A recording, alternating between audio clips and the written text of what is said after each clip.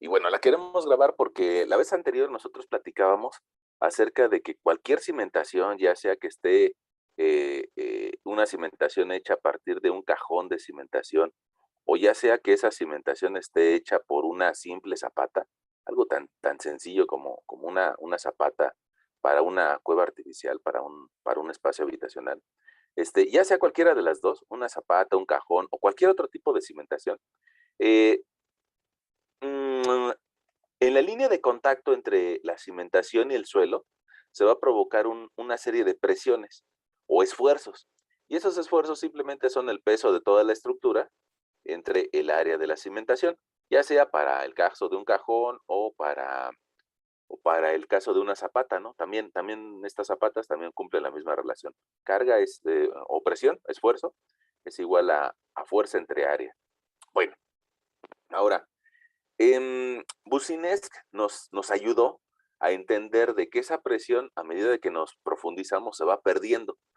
Fíjense, hace mucho tiempo, pues se solía explicar este tema por medio de bulbos de presiones.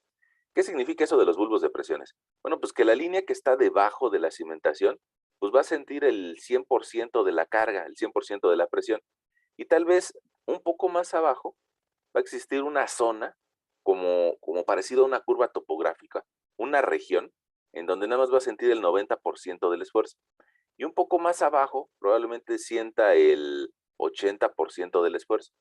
Y un poquito más abajo, aquí por lo menos nos estamos imaginando de forma esquemática, sentiría el 60 o el 70% de la energía. Y un poco más abajo seguramente va a sentir el 50% de la energía. ¿Qué quiere decir eso?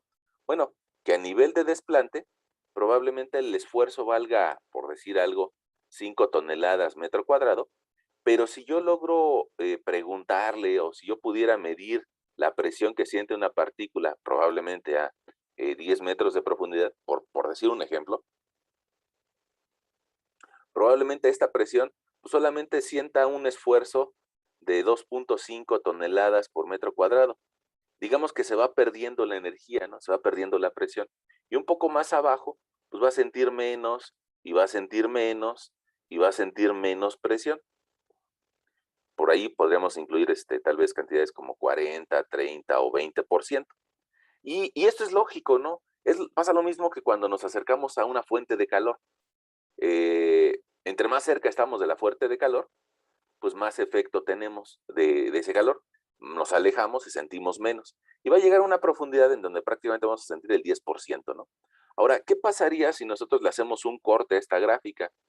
Si le hacemos un corte a esta gráfica y alcanzamos a ver las presiones que nos generaría, bueno, pues podríamos ver que para una profundidad que coincide con la profundidad de desplante, bueno, tal vez esté mal colocado aquí, más bien vamos a ponerlo por acá, profundidad de desplante, bueno, simplemente yo sentiría el 100% del esfuerzo, vamos a ponerle aquí 100%, ah, 100% del esfuerzo. Y a medida que me voy bajando, pues voy a encontrar el 90, el 80, el 70, el 50, el 40, el 30, y se va a volver asintótica, asintótica. Empiezo con valores muy altos del 100%, luego un 90, luego un 80, luego un 70, 50, 40 y así sucesivamente, 30, 10, y nunca vamos a encontrar el valor de cero. Ese fenómeno es un poquito parecido, no sé si a alguien de ustedes les gusta un poquito la ciencia, es un poquito parecido al efecto del calentamiento de una taza de café. No sé si han visto algún artículo científico al respecto. Dice, si tú calientas una tacita de café, algo tan inofensivo como una tacita de café, pues resulta que su temperatura va a empezar va a llegar a un punto pues prácticamente de ebullición de 100 grados centígrados. Y si la dejas pasar un cierto tiempo, va a empezar a bajar y bajar su temperatura. Probablemente después de 5 minutos ya baje a 50 grados centígrados y va a seguir bajando y bajando y bajando y bajando y bajando y bajando, pero nunca va a llegar a la temperatura ambiente. Va, teóricamente va a existir un pequeño diferencial a pesar de que siga avanzando el tiempo. Y si eso pasa con una tacita de café, pues evidentemente que va a pasar más con todos los calentamientos que nosotros generamos en la industria, ¿no? Entonces, esos pequeños diferenciales de temperatura, pues a la larga, alguien diría que son los responsables del calentamiento global, cuando calentamos muchas cosas, ¿no? Ahora, ojo, también, así como es un comentario lateral esta, pues también vale la pena mencionar que la Tierra, hemos comentado por ahí que desde el punto de vista geológico, pues tiene ciclos que van más importantes que los humanos, ¿no? Entonces probablemente la Tierra tenga sus ciclos de calentamiento que ni siquiera tienen nada que ver con los humanos, sino que probablemente está experimentando un ciclo de calentamiento en donde, si bien es cierto que la actividad humana tiene importancia y colaboramos, pues puede ser que en realidad pues no lo sea tanto, ¿no? Puede ser que estemos dejando de estar en la época fría de la Tierra y pasemos a una época de calor. Y eso lo puede hacer, pues porque precisamente en nuestra materia al inicio mencionábamos que la Tierra tiene 4.600 millones de años, ¿no? 4.600 millones de años y que los humanos apenas llevamos en este espacio civilizados como 10.000 años. Entonces fácilmente la Tierra podría subir su temperatura del orden de 2 o 3 grados centígrados, fácilmente para la Tierra, ¿no? Y aunque los humanos se mueran, no pasa nada, ¿no? No pasa nada, los humanos somos lo de menos en este planeta. Y podría seguir viviendo otros 5.000 millones de años la Tierra después de este periodo que ha tenido humanos, ¿no? No va a pasar nada. Va a seguir existiendo la Tierra por otros 5.000 millones de años hasta que algún día sea atraída por el Sol, ¿no? Y, o pierda su energía interna. Bueno, ya, ahí está. Si ustedes recuerdan, nuestras primeras clases trataban un poquito de eso.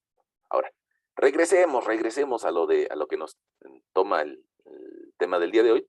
Y resulta que esta disipación de presiones, ¿cómo se pierde la energía de la cimentación a medida de la profundidad? Boussinesq, más o menos en 1883, hace unos 140 años, nos proporcionó una teoría para calcularlo, ¿no? Fíjense, en la época de Boussinesq ni siquiera había calculadoras, ni siquiera había computadoras, ni nada, y a él se le ocurrió esta forma de calcularlo. Para eso, él considera que el suelo es un material elástico, continuo, isótropo, lineal y elástico, lo cual son bastantes consideraciones, ¿no? Y sobre todo considera que recibe una carga flexible. Boussinesq plantea unas ecuaciones bien complejas, ¿no? Entonces, algunos años después, otro científico de apellido Fadum nos presenta una serie de gráficas y en esas gráficas son como las que yo te mandé por el Classroom y en esas gráficas nosotros, pues digamos que podemos correlacionar valores geométricos como la M, que sería la relación entre la base y la profundidad de la cimentación, con otros valores, em, con otras curvas que tienen asociada una N, y esta N sería el largo de la cimentación entre la profundidad. Bueno, y resulta que con diferentes curvas de diferentes valores de N, nosotros podríamos alcanzar a leer diferentes valores de esfuerzo o factores de influencia. Esos factores de influencia lo que tienen como objetivo es resolver la teoría de Boussinesq. Y bueno, evidentemente que hay diferentes tipos de cimentaciones. Hay cimentaciones cuadradas, circulares, lineales o muy complejas, ¿no? Pero pues nosotros si nada más tenemos un curso de mecánica de suelos en nuestra escuela, pues yo creo que lo más aceptable es que yo te platique acerca de cimentaciones rectangulares. Esta cimentación rectangular, vamos a imaginarla así en un plano tridimensional, déjame agregarle unos ejes que podamos ver ahí de forma tridimensional. Bueno, esa cimentación probablemente esté ubicada en un plano X y probablemente hacia arriba o hacia abajo podríamos nosotros considerar el eje de las zetas. Bueno, resulta que la teoría de Boussinesq, de este señor Boussinesq, nos dice, bueno, yo te puedo ayudar a calcular cómo se disipa la presión debajo de un área cargada, pero todas las integrales que hizo el señor Boussinesq en 1883 solamente te permiten calcular cómo se disipa la presión debajo de una de sus esquinas, no debajo del centro. Para eso, nosotros la sesión pasada decíamos de que podemos engañar a esa teoría, ¿no? Y engañar a la teoría significa Bueno, pues si Bucinex nada más me puede dar el incremento de esfuerzos debajo de una de sus esquinas, pues nosotros podemos engañar a la teoría tomando esa área rectangular vista de forma tridimensional y solamente calcular un cuarto de su área. Entonces, lo que originalmente era una base B y una largo L, lo podemos transformar por un área cargada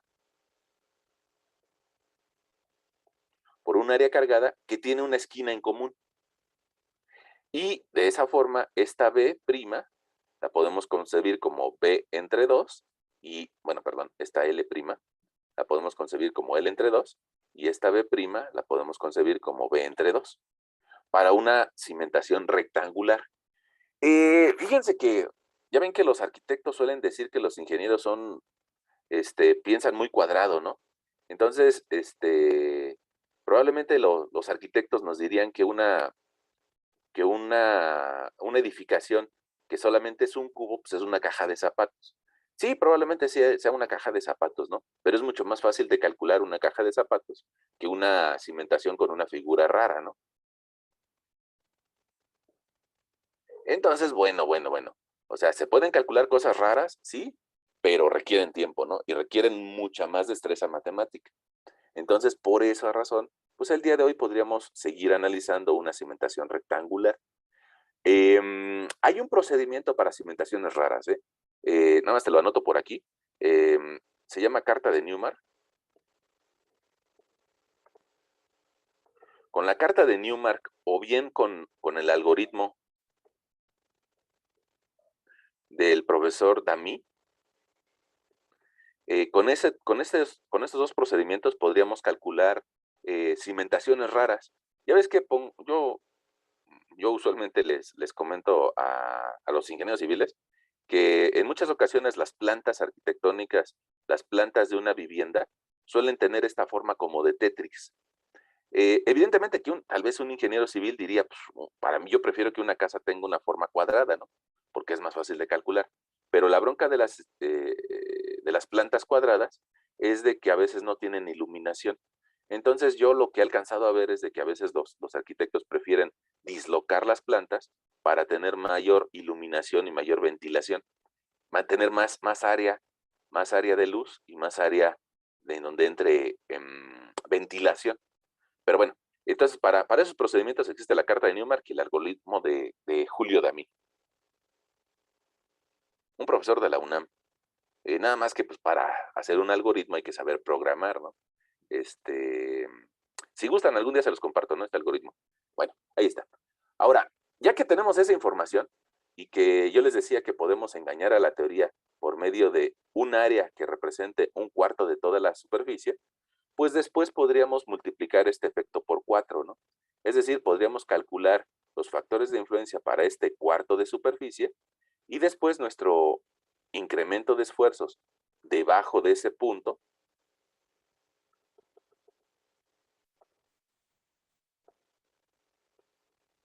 lo podríamos estimar como cuatro áreas igualitas que están afectando a un factor de influencia y a la presión a nivel de desplante.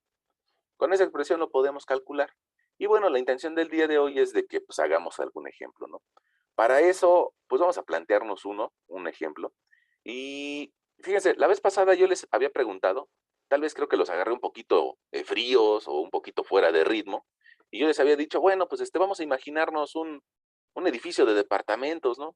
Un edificio de departamentos que está, en esa ocasión lo hicimos desplantado a nivel de banqueta.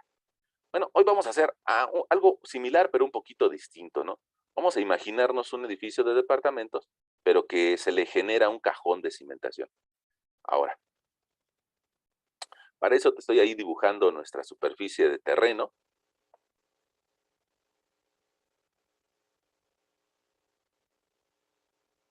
Les vamos a poner aquí a un humano feliz y otro humano feliz, otro par de humanos felices.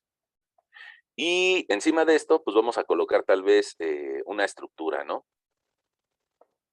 Esa estructura resulta que tiene un cajón de cimentación en donde pueden guardar sus autos estos humanos. Y hacia arriba, pues vamos a considerar una serie de niveles, una estructuración. Perdón, tal vez a mí me cuesta mucho dejar de pensar como ingeniero y dejar de pensar las cosas cuadradas, pero vamos a poner ahí una serie de niveles, ¿no? Eh, Vamos a poner unos humanos felices por aquí.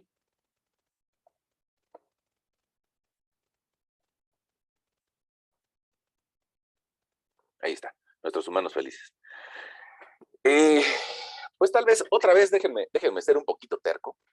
Y, y si nosotros consideramos de que cada nivel de edificación pesa del orden de 1 tonelada por cada metro cuadrado por nivel, y tal vez el día de hoy consideramos una estructura que tenga, me hizo falta una línea, vamos a ponerla aquí. Tal vez vamos a considerar una estructura que tenga 5 niveles de superestructura.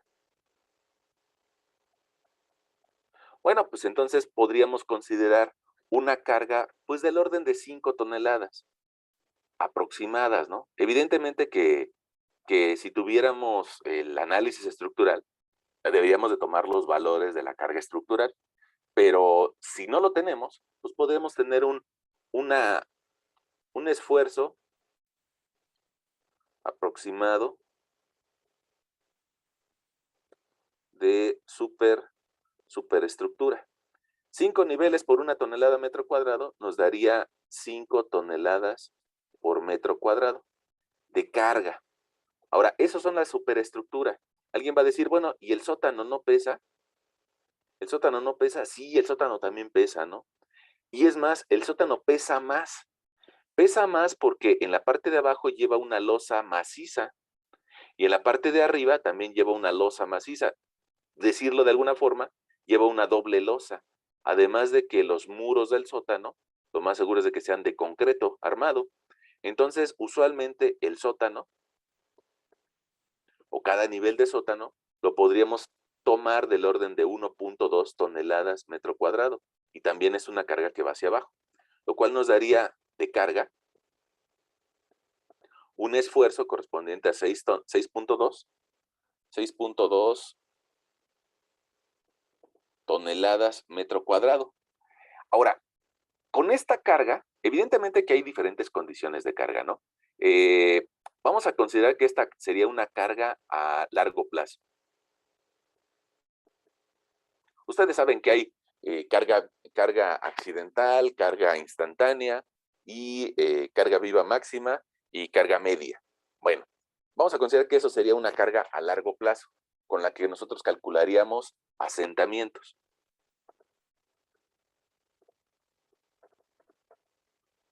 Asentamientos o deformaciones. O eso en las normas le llaman estado límite de servicio, ¿no? Estado límite de servicio. En las mismas normas nos hacen referencia de que, pongamos, para calcular un sismo hay ciertos valores de carga y ciertos factores de carga. Para calcular la misma estructura, pero para condiciones a largo plazo, hay ciertas cargas máximas y ciertos factores de carga. Y para condiciones de análisis de deformaciones, se busca que la carga que se utilice sea la más parecida a la realidad.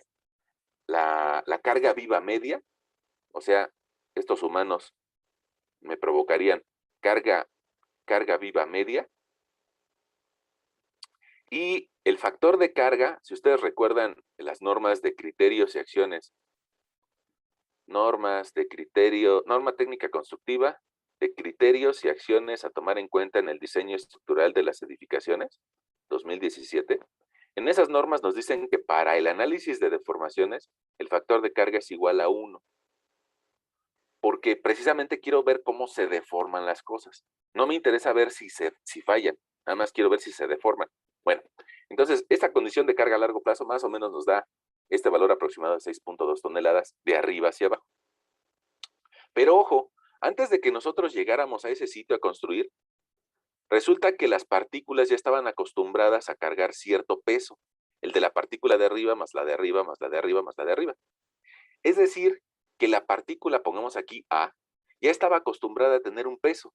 Cuando se llega a ese sitio y se excava, se genera un alivio de presiones.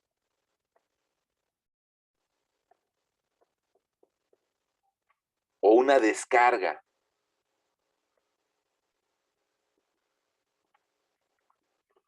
¿cuánto se va a descargar? Pues lo que se excave. Si se excava, si se genera una excavación, perdón, si se genera una excavación para que ese cajón se desplante a 250, bueno, pues habrá que considerar el peso de estos 250 de profundidad, de esa profundidad de desplante. Y bueno, pues seguramente yo creo que no es tan ajeno a tu conocimiento el considerar un peso volumétrico de 1.7 toneladas metro cúbico para este suelo.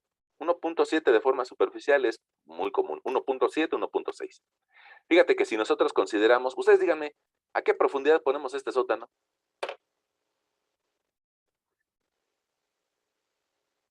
¿Cómo cuánto mide un sótano?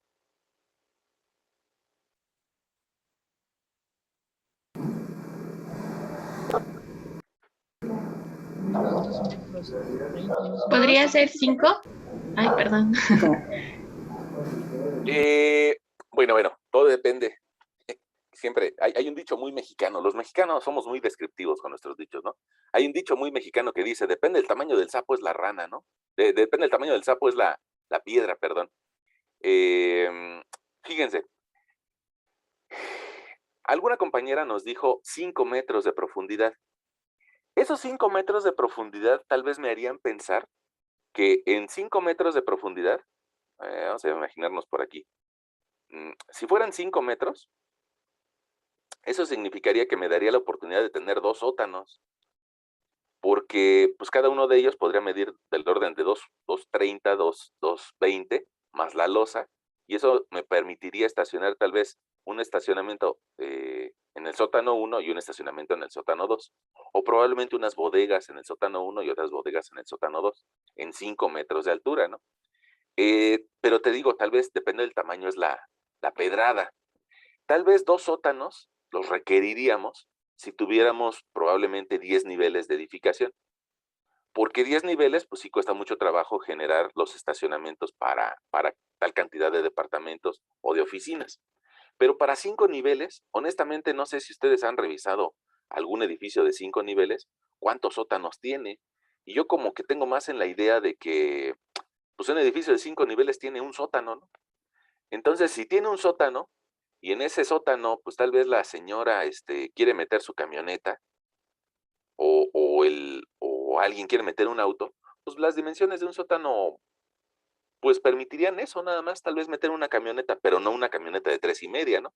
Sino una camioneta familiar.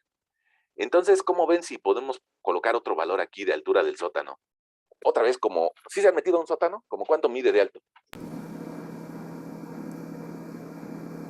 3, 3 y medio. Como unos 4 metros.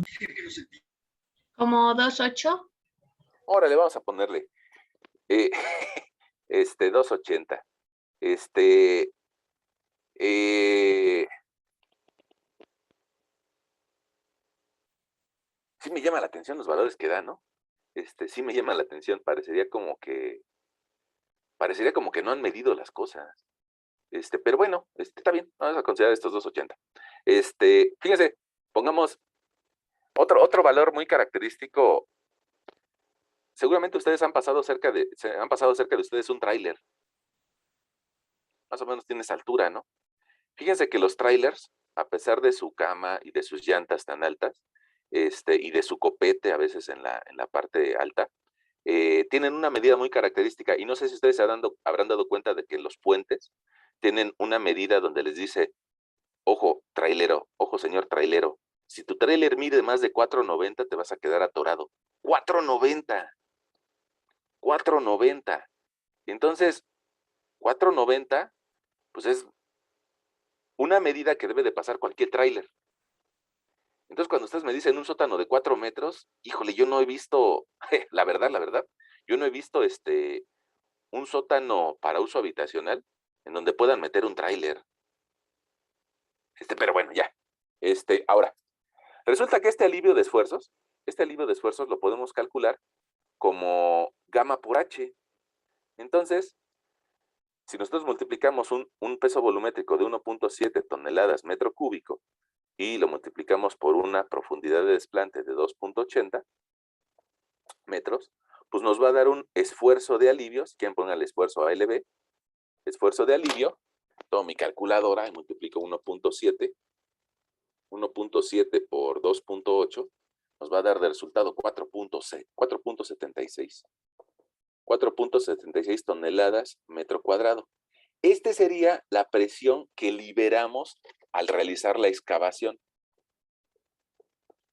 Entonces, fíjate que con esas cantidades que te estoy mostrando en la pantalla, pues la partícula A que está debajo de la cimentación, diría, oye, me están quitando de encima un cierto peso de excavación.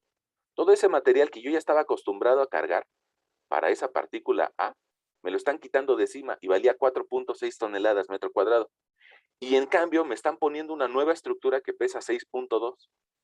Ah, pues entonces yo puedo decir cuánto va a recibir de incremento neto, de esfuerzo neto, esta nueva partícula. Esta partícula A, perdón. Bueno, entonces podríamos calcular el esfuerzo neto o el incremento de esfuerzos a consecuencia de la nueva estructura como el esfuerzo de carga menos el esfuerzo de alivio. Y de esa forma llegaríamos a un 6.2 menos 4.76 toneladas metro cuadrado.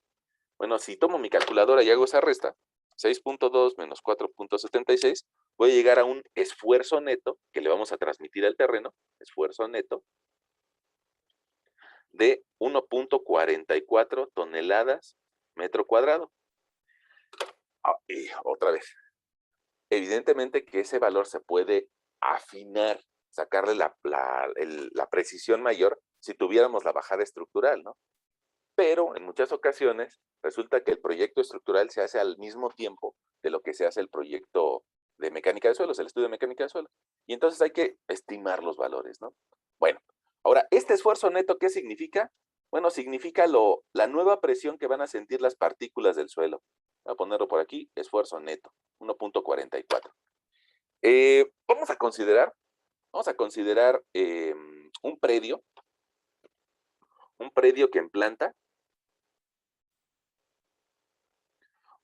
planta, tal vez aquí tenemos la calle Hidalgo, que tenga de frente tal vez unos 12 metros y de fondo que tenga, bueno, vamos a poner un poquito más, control Z. Vamos a ponerle 14 metros y que de fondo tenga unos 28 metros. Y ese predio, pues se va a edificar, va a utilizar toda el área en planta para recibir ese cajón. Bueno, pues entonces resulta que nuestro predio, si ahora me lo imagino en 3 dimensiones, de esos 14 por 28, probablemente si lo divido en 4 áreas para poder calcular el incremento de esfuerzos con la teoría de Boussinesq, yo voy a tener un área que voy a tener una longitud prima de 14 y una B prima igual a 7. Ahí nos estamos siguiendo hasta ahí, ¿no? Ahí nos estamos siguiendo. Ahora, con esas dimensiones y con ese esfuerzo neto, yo podría estimar cómo se pierde la energía a través de usar la gráfica de Fadum. Entonces, con nuestra B' igual a 7 metros y con nuestra L' igual a 14 metros y el esfuerzo neto, vamos a entrar a la gráfica de Fadum. Y un comentario, fíjense. De forma genérica, cimentaciones cuadradas, cimentaciones en las que la relación L entre B es igual a 1, suelen disipar su energía, suelen disipar sus presiones hasta una profundidad de 2 veces el ancho de la cimentación en profundidad. En cambio, cimientos largos o cimientos alargados, como podría ser una zapata corrida,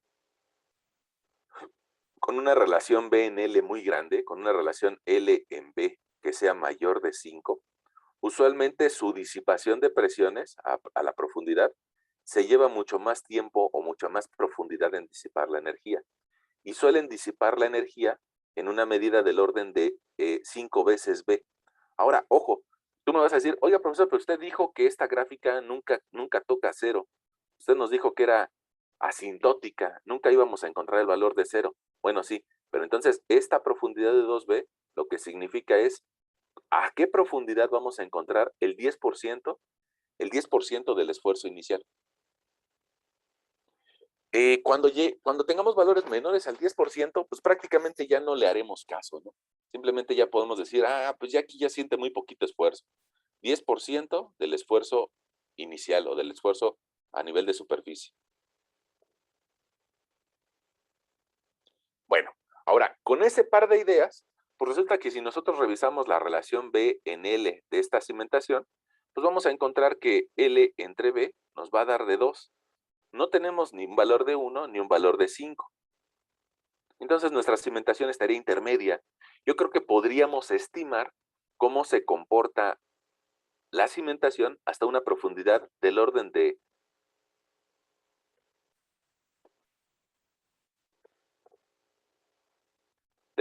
3 veces B de profundidad. ¿Qué significa 3 veces B? Se lo anoto por aquí. 3 veces B de profundidad sería 3 por 14, algo así como unos 42 metros, ¿no?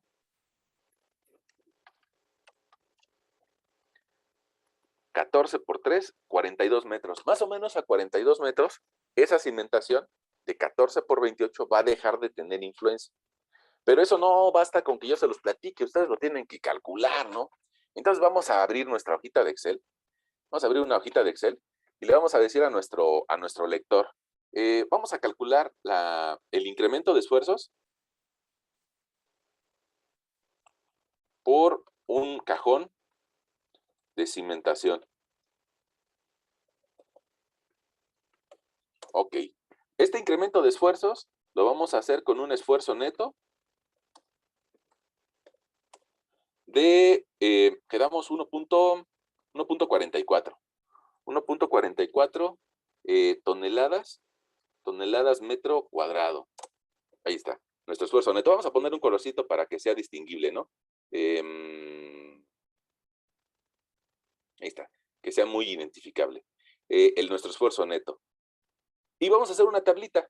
En esa tablita vamos a considerar diferentes profundidades, zetas, que lleguen por lo menos a 43 metros de profundidad.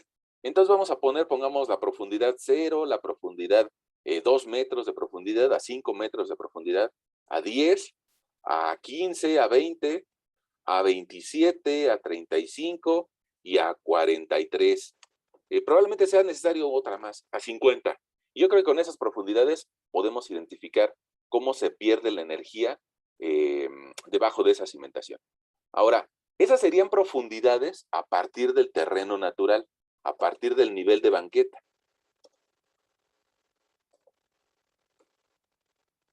Pero tú recordarás que nuestra cimentación, el que estamos haciendo el ejemplo del día de hoy, alguien nos propuso que excaváramos 280 para hacer ese cajón.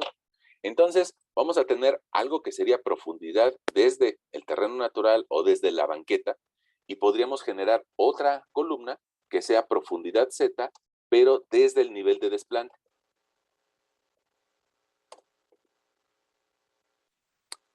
La profundidad de desplante usualmente se utiliza la letra DF, que viene del idioma anglosajón Deep Foundation.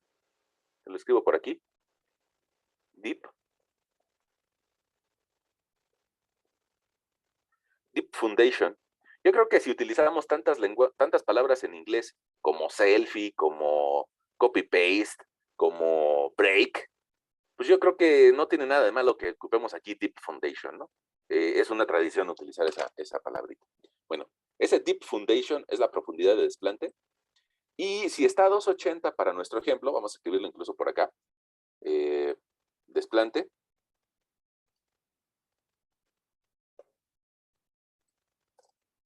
Bueno, pues esa profundidad nos va a servir para calcular cuánta es la Z, cuánto es la profundidad a partir de ese nivel de desplante. Y pongamos a 2 metros de profundidad, ni siquiera hay esfuerzos, porque a esa profundidad todavía hay cajón. En cambio, tal vez a una profundidad de 2.80, déjeme agregar una línea aquí, insertar, insertar, ahí está. A una profundidad de 2.80, ahí empezaría mi cimentación. Y ahí yo tendría una profundidad desde el desplante de 0. Las siguientes profundidades, a cada una de ellas habría que restarle esa profundidad de desplante de 2.80. Entonces puedo decirle, mira, es 5 menos el valor del desplante. Como quiero arrastrarlo hacia abajo, bueno, no quiero que se mueva la celda en rojo. Antes del 4 le voy a poner un signo de pesos para que no se me mueva. Y la arrastro hacia abajo, ¿no? Bueno, ahí están mis diferentes profundidades a partir del desplante. Ahora, Bucinesc, cuando nos dice, si tú quieres calcular el incremento de esfuerzos debajo de una esquina, él no sabía a qué profundidad nos íbamos a desplantar nosotros. Es decir, que su procedimiento, el que nos pide calcular tanto la M como la N, utilizando la relación B en Z y L en Z, él no sabía a qué profundidad nos íbamos a desplantar. Por eso, digamos que esta Z tiene que ser la Z a partir del nivel de desplante. Y ya, bueno, cada usuario lo utilizará el valor que quiera. Entonces, por eso vamos a poder generar aquí un par de columnas, ¿no? Una que nos relacione la M igual a la B' entre la profundidad de desplante y otra relación N que nos relacione a la L' entre la profundidad de desplante. Vamos a, si alguien lo requiriera, vamos a escribirle que es ZDF y ZDF, si alguien lo requiere, ¿no? Ya se lo estoy aclarando, pero pues ya ven que luego hay personas que no se les hace tan fácil, ¿no? Bueno, ahora fíjense, yo voy a anotar por aquí cuánto mide tanto la base como cuánto mide el largo. ¿Te acuerdas que nuestra B' era la mitad del ancho completo, ¿no? Y eso nos llevaba a una distancia de 7 metros. Vamos a ponerle un colorcito por aquí, que se vea coqueto, tal vez un verde, ¿no? Ahí está nuestra nuestra B', perdón. Y de la misma forma,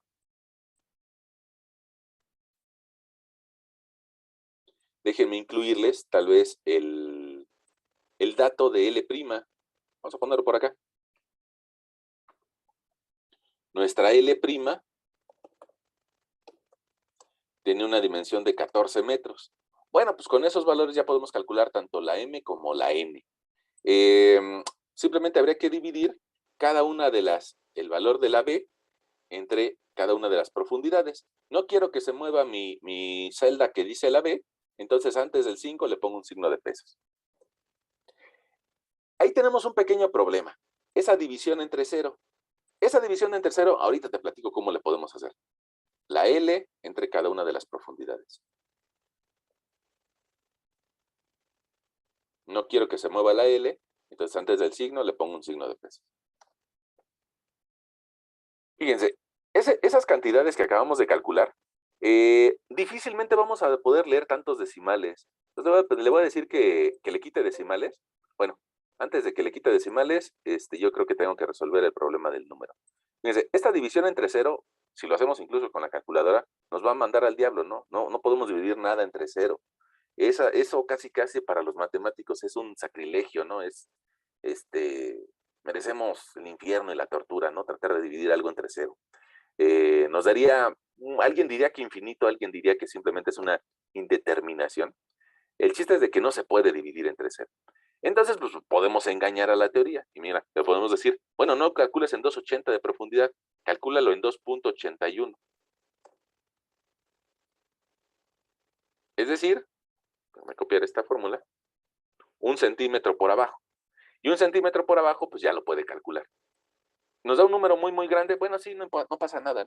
Ese número muy grande lo puedo entender. Bueno, y ahora estas cantidades hay que buscarlas en la tabla. Vamos a ponerle por aquí para alguien que llegó tarde. Vamos a ponerle buscar M y N en gráfico. Ok, para eso voy a abrir mi gráfico. Creo que lo tengo por aquí. Ahí está mi gráfico abierto. Y me doy cuenta que en la parte de abajo tiene los valores de M. Empecemos por abajo. Siempre esta tablita vale más la pena empezarla desde abajo, ¿eh? Es más fácil. Entonces, para eso, déjame seleccionar un plumoncito que se vea, tal vez este plumón azul, y te voy a dibujar. Fíjate, si yo empiezo a buscar los últimos dos valores, el de 15 con 30, me llevaría a esta relación M. Fíjate, aquí tengo el punto 10. El siguiente valor, el siguiente valor es 0.2, el siguiente valor es 0.3 y así sucesivamente. 0.5, 0.6, 0.7, 0.8, 0.9 y llegamos a 1. Entonces, entre el 1 y el 2 está el punto 15. Ahora tú me vas a decir, ¿por qué se cargó mucho del lado derecho? Porque es una escala logarítmica, no es una escala aritmética. Aquí lo que estás viendo es de que del lado derecho están cargados los valores. Mira, así como entre el 0, entre el 0.10 y el 1, el 5 anda mucho más cargado a la derecha, pues en el ciclo intermedio también el 15 está más cargado al punto 2. Es una escala logarítmica. Bueno, ahora si yo busco ese punto 15 con una curva de punto 30, pues mira, puedo avanzar un poquitito hacia arriba y ya me estoy dando cuenta de que no existe la curva de punto 30. Esta curva que está en azul claro y que tiene triangulitos, esta curva tiene un n igual a 0.40. Entonces, si yo voy a buscar un punto 30, no está ni en la de arriba ni en la de abajo. Pero ustedes en su hoja impresa pueden encontrar con el lápiz una línea intermedia. Con un lápiz. Y podemos decir que esa sería la curva de n igual a 0.30. Y ahora resulta que donde yo cruce este valor de 15 con punto 30, voy a irme hacia la derecha y leer el valor. Mira, voy a mover mi pantalla para moverme y ahí estoy dándome cuenta de que vale 0.021 y le digo a mi lector, mira, ya encontré el valor de influencia, el IZ, y en el último renglón voy a escribirle 0.021. Está apenitas hacia arriba del punto 02. Puede ser que incluso alguien nos diga, híjole, yo alcanzo a ver punto 2. No te preocupes, no nos vamos a pelear por una milésima, ¿no? Una milésima no es significativa, ¿no? Ahora, así como hicimos eso con plumón azul, podríamos hacer el que sigue, el de arriba, ¿no? Y podríamos buscar tal vez un punto 17 con punto 35. Fíjate, para eso, déjame cambiar de plumón, déjame tomar uno naranjita, uno naranja, y ahora buscaría este valor de punto 17 contra punto 35. De igual forma, no existe una curva de punto 35, pero con mi lápiz yo puedo trazar la curva de punto 35, que está en medio de la de punto 30 y punto 40. Y voy a leer un cierto valor. Ahí yo que alcanzo a leer, bueno, pues otra vez muevo mi pantalla para que tú lo veas, y ahí yo alcanzo a ver un punto 0.27, 0.027. El siguiente valor, pues yo ahora tomaría un plumón, si te gusta, tal vez verde, ¿no? El siguiente valor me llevaría a buscar un punto 22, que ya está después de la línea de punto 2, punto 22 contra, punto 22 contra punto 43. Está apenas y después de la línea azul. Fíjate, la siguiente línea, la siguiente curva que está de color naranja, vamos a revisar, ahí tú tienes tu hoja impresa, ¿no? Entonces, yo soy el que me tengo que mover. Pero fíjate, esta línea naranja tiene una n igual a 0.6 y la que sigue es de punto 4. En medio de esas dos podríamos trazar una de punto 5 y en medio de esas una de punto 45 y el punto 43 seguramente nos dará en este lugar. Punto 43 contra punto 22. Y lo que alcanzamos a leer en ese sitio tal vez sería un punto 0.37, punto 0.38.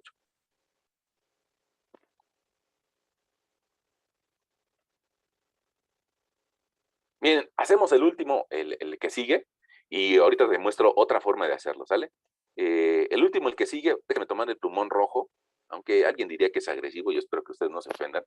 El punto 29 lo encontraría yo como por aquí, ¿no? Y ahí subo una línea. Y ese punto 29 lo voy a hacer coincidir con una curva de punto 58. ¿Te acuerdas que la curva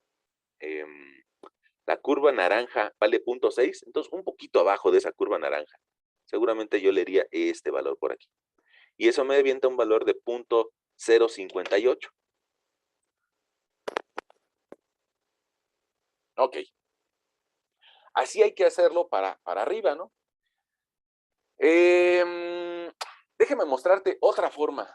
Hay personas a lo que este procedimiento las pone de malas, ¿no? No sé por qué, pero eh, hay quien dice que cuando uno se enoja es porque pues tiene algún problema interno, ¿no?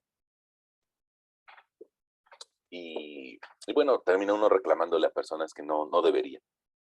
Pero hay personas a las que ese procedimiento no les gusta. Entonces, por eso voy a ver si puedo abrirte la otra tablita que te mandé. Déjame tratar de abrir. Abrir, abrir, examinar, descargas. La tabla de Fathom. Me parece que yo te la mandé también ahí en el Classroom. Y la estoy intentando abrir. Sí, sí. La estoy intentando abrir en Word para poder rayarla, ¿no? Si la abro como un PDF no la voy a poder rayar. Pues mejor voy a tratar de abrirla en Word. Aunque le cueste un poquito de trabajo. Mira, ahí está la otra tabla que yo te mandé. Inclusive, pues yo la bajé algún día de un libro de Crespo. El profesor Carlos Crespo me parece que daba clases en el TEC de Monterrey. Y tiene su libro que se llama Mecánica de Suelos y Cimentaciones. Él nos presenta esta tabla, que también la podemos encontrar en otros libros, ¿no? Como en el Bowles o en el Braja. Nada más que pues a mí me gustó esta y por eso se las compartí. Em, Podríamos hacer lo mismo. Podríamos buscar los valores de M y de N en esta tabla. Mira, vamos a buscar este que acabamos de calcular. Este que acabamos de calcular con punto 29 y punto 58. Para eso déjame hacerle un poquito de zoom. Y tiene el mismo problema, no tiene el valor exacto que nosotros estamos buscando, sino que me tengo que acercar a un cierto valor. Pongamos, yo podría buscar un M de punto 29 y no lo voy a encontrar un punto 3, que es habilitar edición.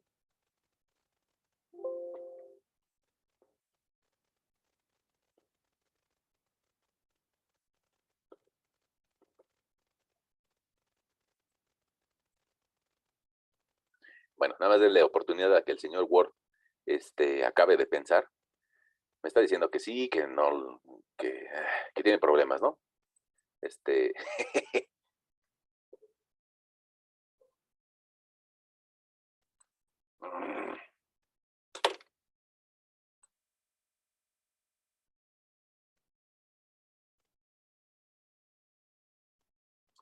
a veces soy medio desesperado. Miren, déjenme copiar esta y de aquí se las explico.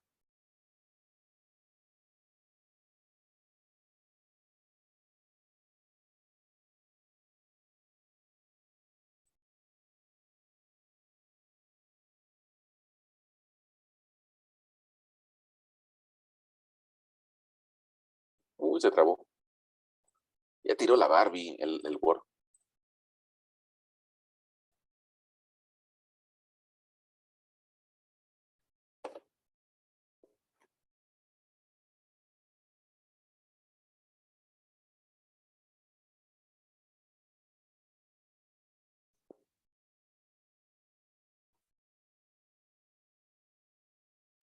Pues no importa, si tira la Barbie Word, lo pegamos en Excel. Y aquí también lo podemos explicar. Miren, ahí está mi tablita, mientras reacciona Word. ¿Qué pasaría si yo quisiera buscar este par de valores? Punto 29 con punto 58. Pues no existe un valor de M de punto 29 en la tabla. Lo más cercano que tengo es el punto 30. Y el punto 58 lo más cercano que tengo es un punto 6. Entonces, si yo busco punto 6 contra punto 3, voy a encontrar un valor parecido, ¿no? Parecido al que estoy buscando. Punto 062. Fíjate que nosotros encontramos punto 058. Alguien dirá, ¿se parece? Alguien dirá, no, no se parece. Bueno, entre punto 058 y punto 062, en realidad hay cuatro milésimas de diferencia. Entonces es un valor sensiblemente parecido, ¿no? Alguien podría sentirse más conforme si aquí le pusiéramos punto 00, punto 06. Y sería un valor intermedio entre lo que estamos leyendo en la tabla y lo que estamos leyendo en la gráfica. Ahora, si quieres, utilizamos la tabla para buscar el siguiente valor. El siguiente valor sería buscar punto 4 contra punto 8. Punto 4 contra punto 8. Ya se me acabó, esta tabla no me sirvió. Bueno, tengo que buscar otra tabla. Dame la oportunidad de buscar otra tabla. O si tú la tienes impresa, pues lo puedes ir buscando, ¿no? De una vez. El señor Word sigue trabado, entonces vamos a buscarla por acá. Miren. Aquí está. Una pregunta. ¿Ustedes alcanzan a ver mi mouse? Sí, profesor. Sí, profesor. Ok. Vamos a ver. Fíjense, yo busco punto 4 con punto 8. Parece que sería este valor. No puedo.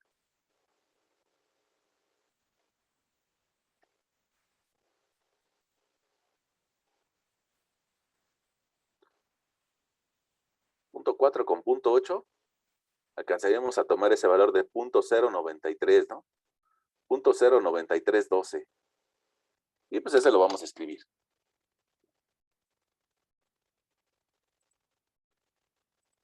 0.09312. Ahora, con 3 decimales es más que suficiente. El siguiente valor, pues tal vez buscaríamos un punto 6 contra 1.2 o 1.15. Ahí depende de cómo, de qué tan fino nos queramos ver. Fíjate, voy a copiar esta tablita, me la voy a llevar a Excel.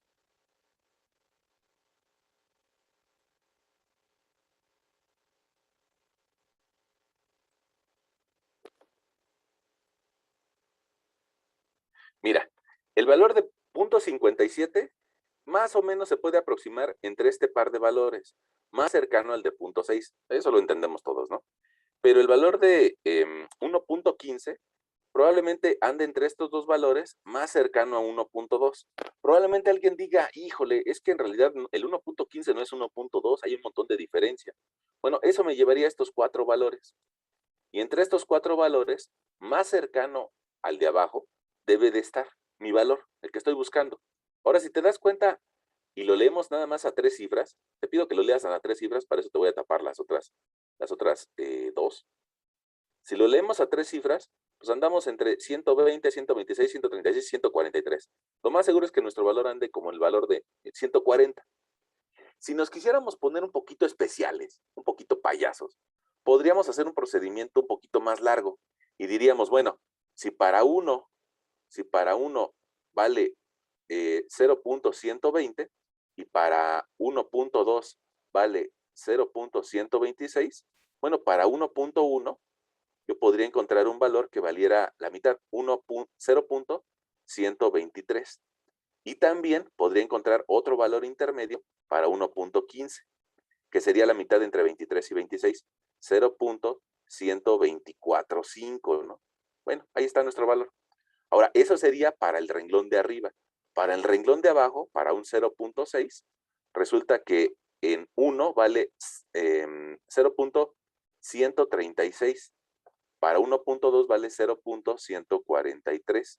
La mitad entre esos dos valores nos llevaría a un valor intermedio de 0.0139. Y la mitad entre estos dos valores, entre el 39 y el 43, nos daría 0.141, ¿no? Ok. Ahora, podríamos decir, bueno, pero entre estos dos valores, tal vez un tercio medido desde abajo sería lo que deberíamos de utilizar como valor. Entre el punto 0.141 y el punto 0, no es cierto, me sobró un 0 aquí, ¿verdad? Punto 130.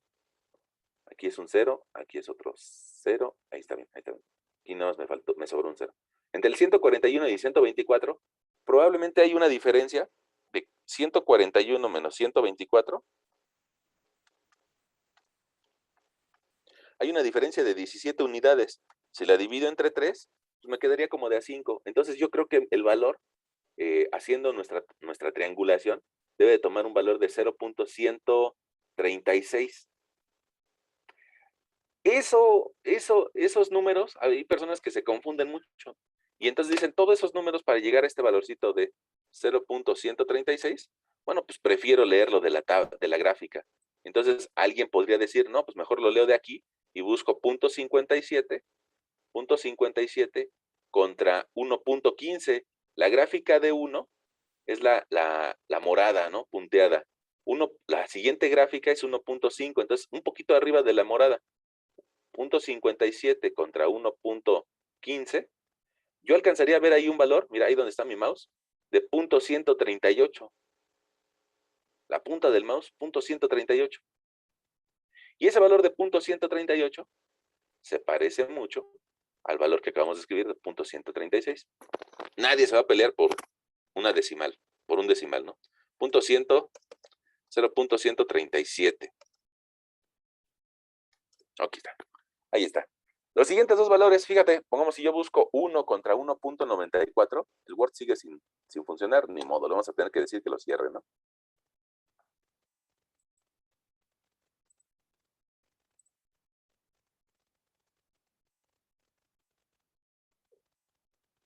Ya, se fue. Se fue el Word. Bueno, entonces el siguiente valor lo podría buscar de aquí o de la gráfica, de donde ustedes quieran. Voy a ponerme intenso y voy a pedirle otra vuelta que abra Word. Y quisiera volver a abrir la gráfica. La verdad es que la gráfica sí la pudo abrir, ¿no? Una pregunta, en lo que Word me hace caso, ¿no? Más o menos está siendo claro cómo obtener estos valores de influencia. Sí, profesor. Ya ven que hay dos formas, ¿no? Una por las tablitas, otra por la gráfica.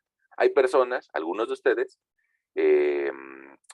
algunas personas les es más fácil leer los valores de la gráfica y algunas otras personas les es más fácil leer los valores de la tabla. Cada quien pues va a ser distinto, ¿no?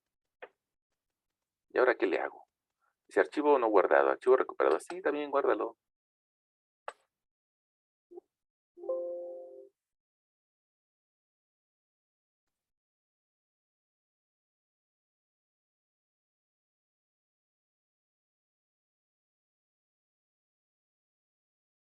Bueno, quiero abrir la tabla para que busquemos el siguiente valor.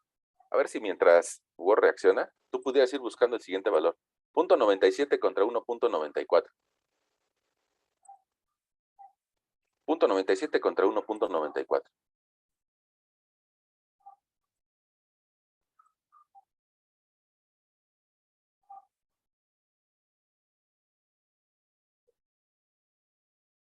Sí, Alejandra, nos pregunta que si podríamos subir el video de esta clase.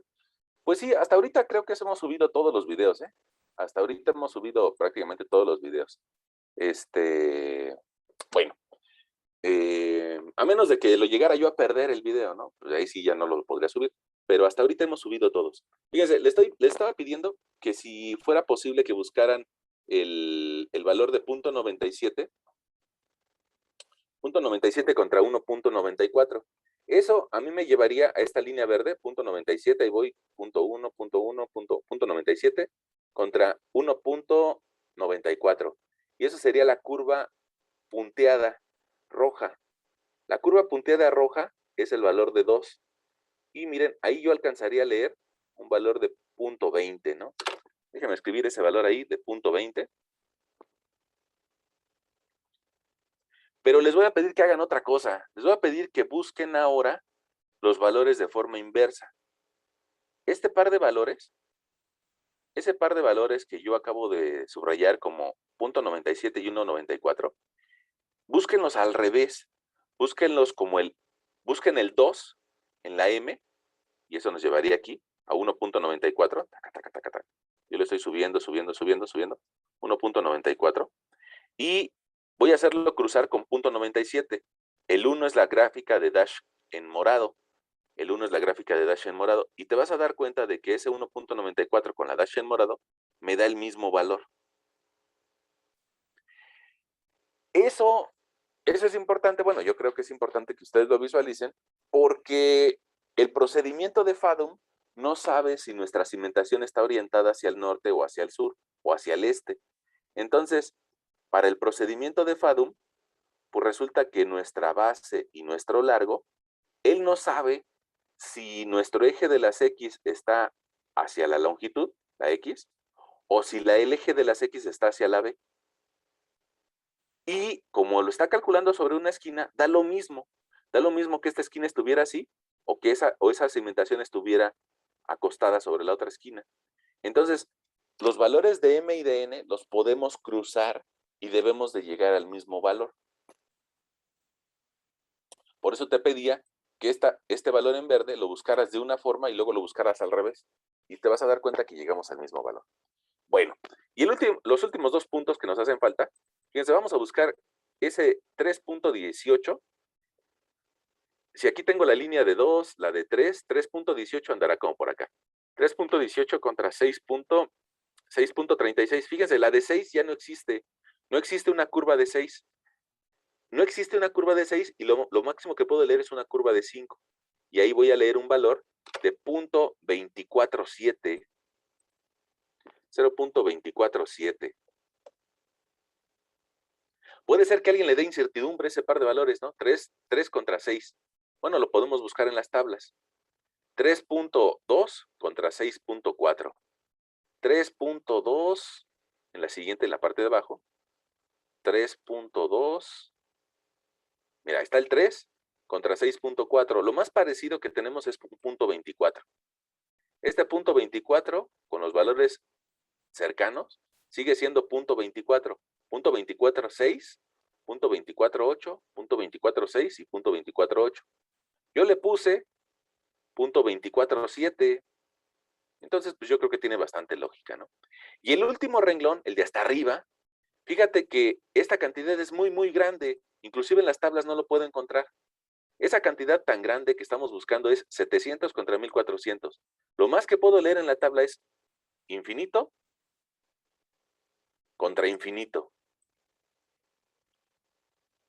Y resulta que si yo busco la cantidad de infinito contra infinito, llegamos a un valor de 0.25.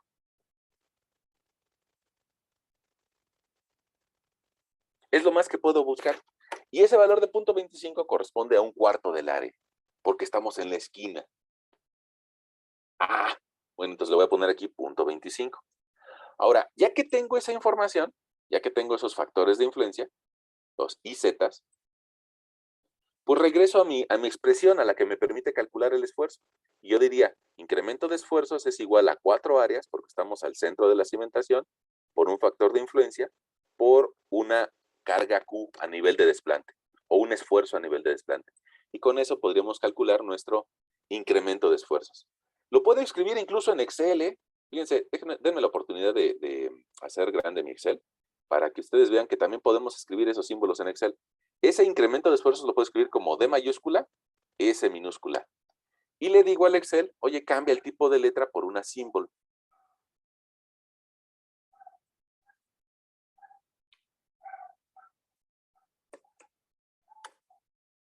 Ahí está mi valor de incremento de esfuerzos. Bueno, por lo menos en la gráfica. Ese valor de incremento de esfuerzos va a tener como valor, o como unidades, perdón, toneladas metro cuadrado. Y va a tomar cada uno de los factores de influencia por 4 áreas por el esfuerzo debajo de la cimentación. 1 centímetro o prácticamente a nivel de cimentación.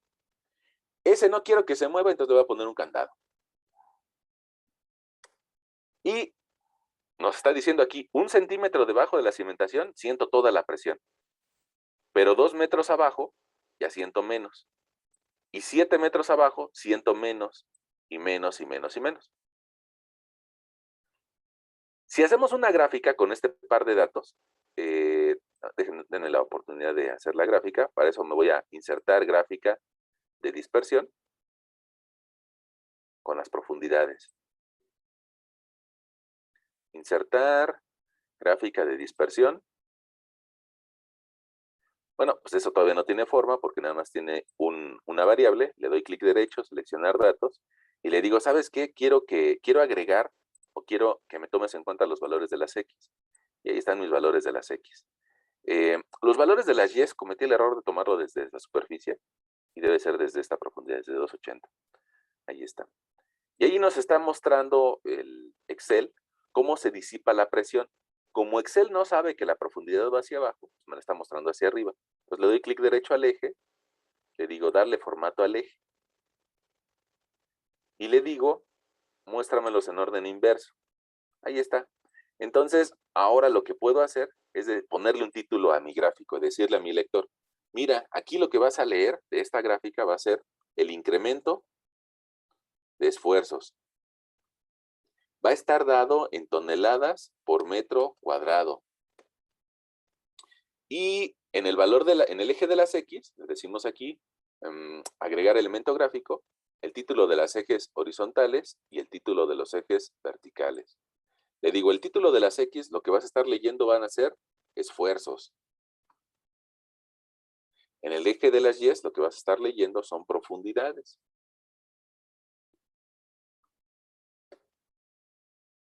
Y ahí tenemos cómo se pierde la energía debajo del centro de esa cimentación. Puede ser que alguien lo quisieras poner un poquito más bonito ese gráfico, para que se vea un poquito más dramático. Depende de lo que queramos pues vender, ¿no? Que te pongamos, si lo hacemos un poquito más vertical, ahí nos quedaría esa gráfica. Y precisamente esa forma es la que yo en muchas ocasiones te he dibujado, ¿no? Cómo se pierde la energía. Ahora, si lo hiciéramos, digamos, normalizado sobre el 100%, pues mira, este valor de 1.44 es el 100%.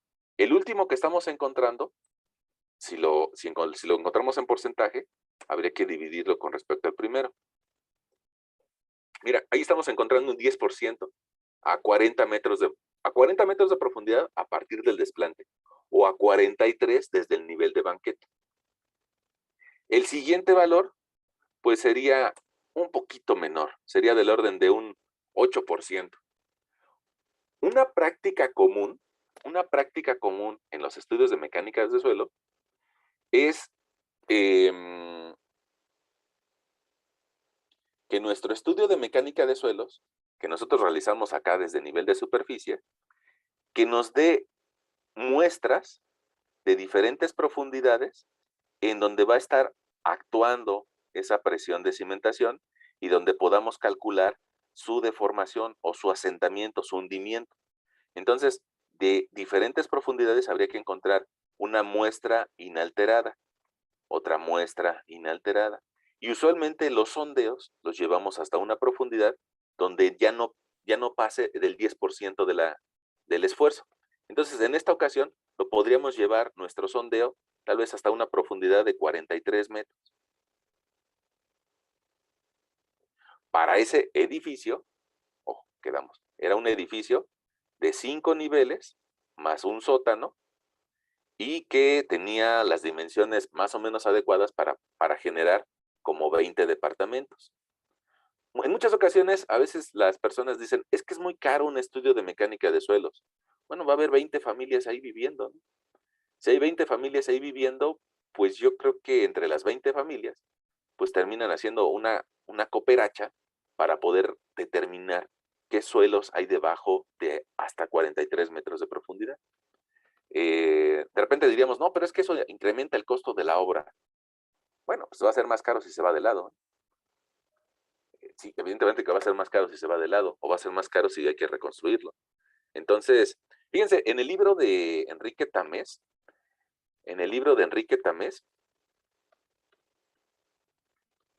de Ingeniería en Cimentaciones,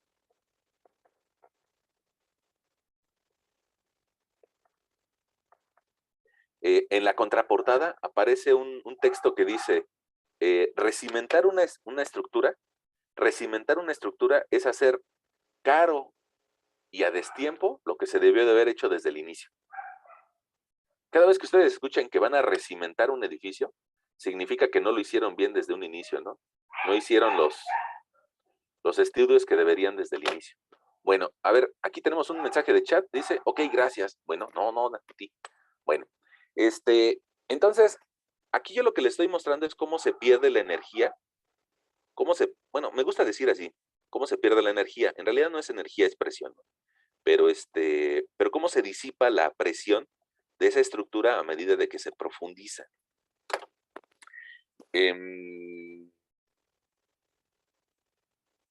Si nosotros buscamos en internet lo que sería un bulbo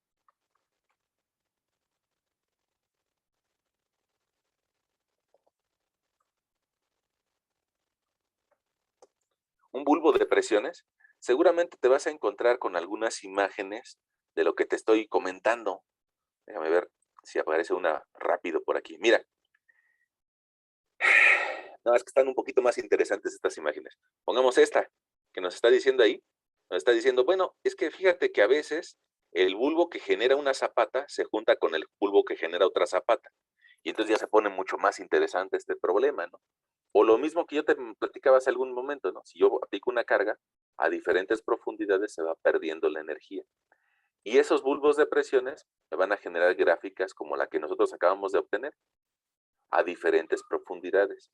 Nosotros no estamos haciendo ciencia, ¿no? Eso ya existe desde hace mucho tiempo y solamente lo que estamos tratando de hacer en nuestro curso es tratar de entenderlo. Eh, si ustedes quisieran profundizar en estos temas, porque evidentemente que hay personas a las que les interesa, ¿no? Hay algunos que nada más se meten a esta materia por pasarla y ya. Y hay otras personas a las que les interesa. Si a ustedes les gustaría meterse en esos temas, les recomiendo pues que chequen tanto el Braja como el Juárez Vadillo. Miren, si yo abro ahorita el Braja, deme tiempo a que abra nuestro documento. Si abrimos el Braja de Ingeniería Geotécnica,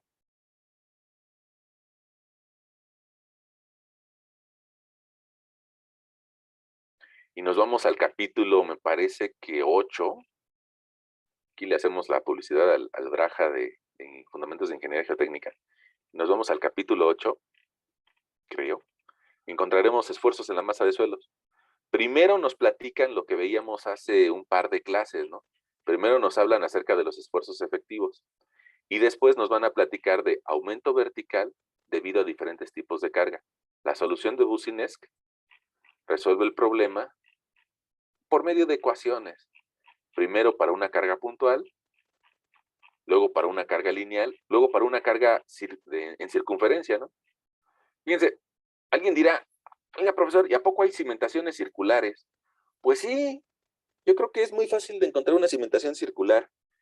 Nada más que hay que sacar los ojos de lo que normalmente lo tenemos, ¿no? A veces estamos metidos en cosas que no son de nuestra carrera. Como si yo te buscara un tanque de agua superficial.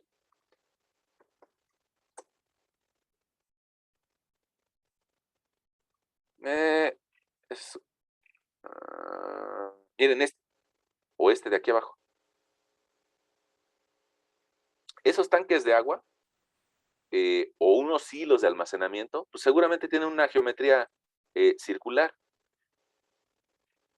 y pues habrá que generarle su cimentación. ¿Quién va a decir, y hay que cimentar el agua? Pues sí, ¿no? Sobre todo si tiene mucha altura. Podríamos buscar también silos.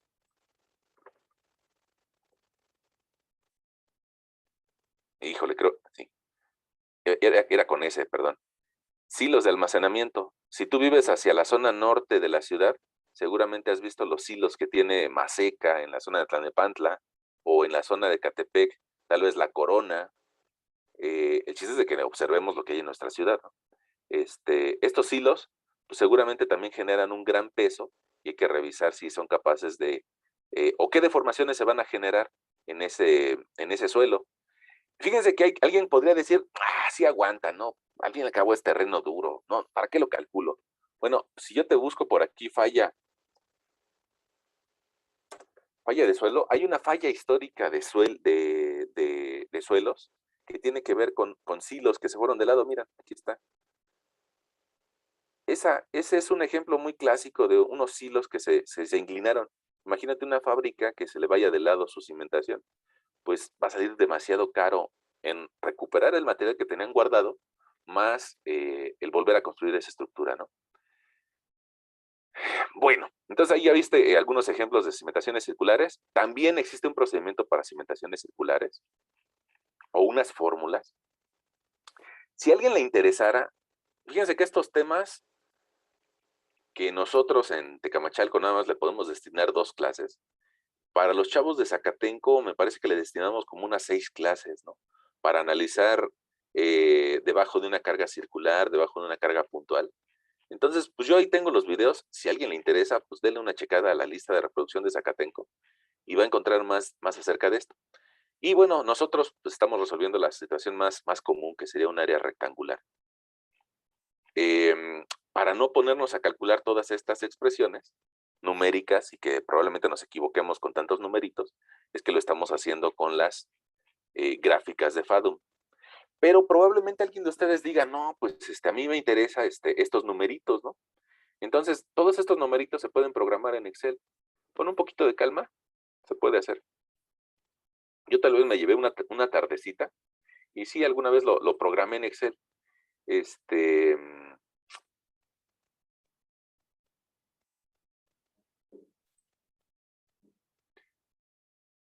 y con esa tablita de Excel, pues muy rápidamente lo podríamos determinar para cualquier sitio, ¿no?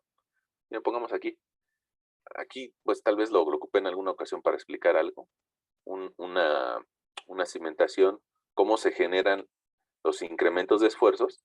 Y pongamos en este archivito que te acabo de abrir, te darás cuenta de que no es lo mismo debajo de una esquina, donde la esquina prácticamente va a recibir un cuarto del esfuerzo desde la superficie y que lo va a disipar a una profundidad similar, que bajo el centro de la cimentación, que bajo el centro de una colindancia.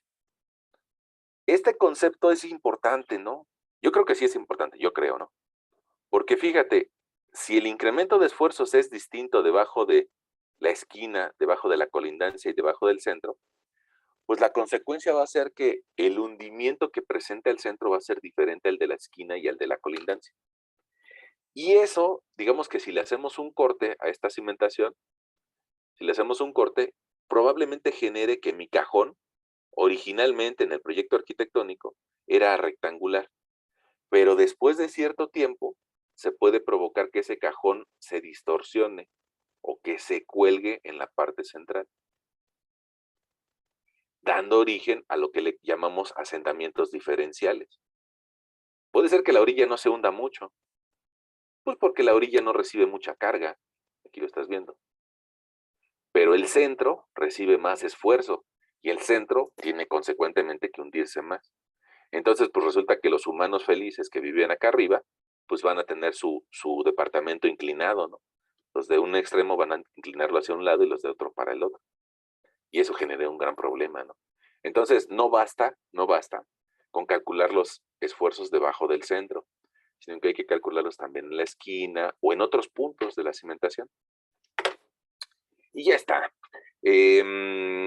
Les decía, por ahí lo pueden checar en el Braja. Otro libro que también lo pueden checar es el Juárez Vadillo. El Juárez Vadillo históricamente nos ha servido para explicar mecánica de suelos en nuestro país. Si tú le preguntas a un ingeniero viejito dónde estudió mecánica de suelos, con el Juárez Vadillo, es garantía. Pero lo único malo del Juárez Vadillo es de que, y incluso ustedes leyeron el prefacio, pero lo único malito de Juárez Vadillo es que tiene un montón de texto, ¿no? Y a las nuevas generaciones no les gusta leer. Bueno, creo.